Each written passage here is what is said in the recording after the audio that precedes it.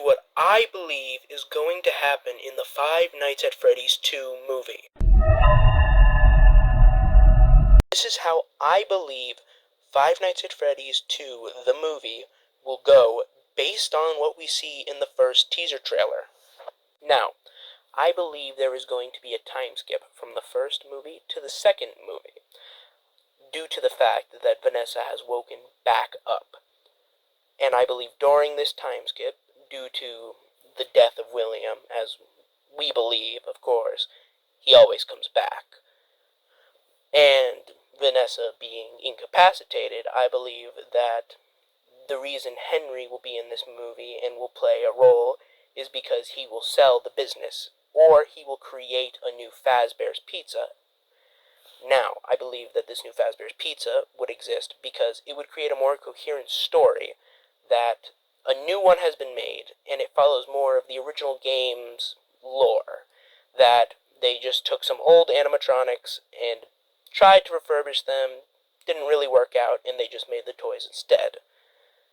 Now, I believe in the movies, it's going to be that they took the FNAF 1 animatronics and they made them into the Wizards. And this is how it's going to connect. That the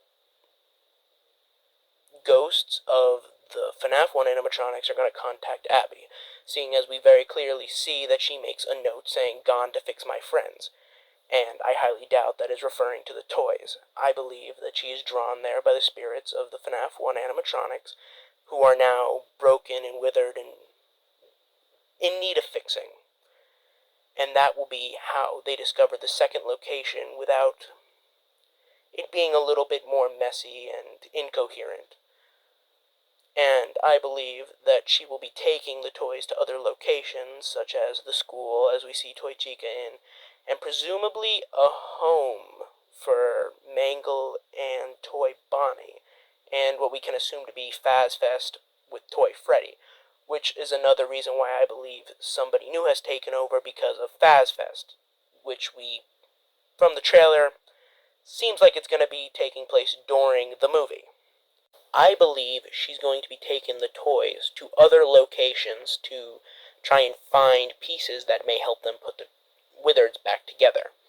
And, of course, the toys being the toys and being violent, as it obviously seems in the trailer, they're going to go off and do their own shenanigans now that they're free. They no longer have to be in the pizzeria.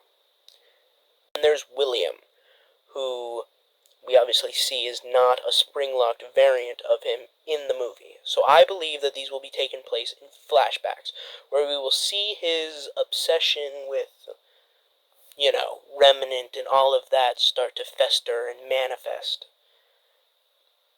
where he will discover it and figure out its practical uses.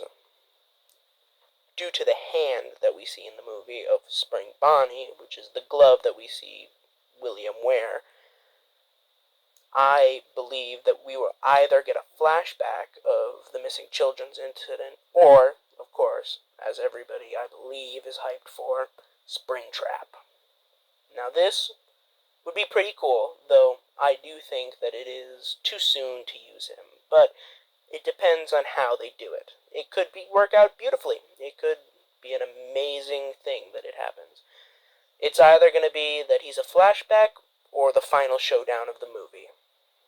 Now, that's it. I do believe I covered everything we saw in our little 48-second clip.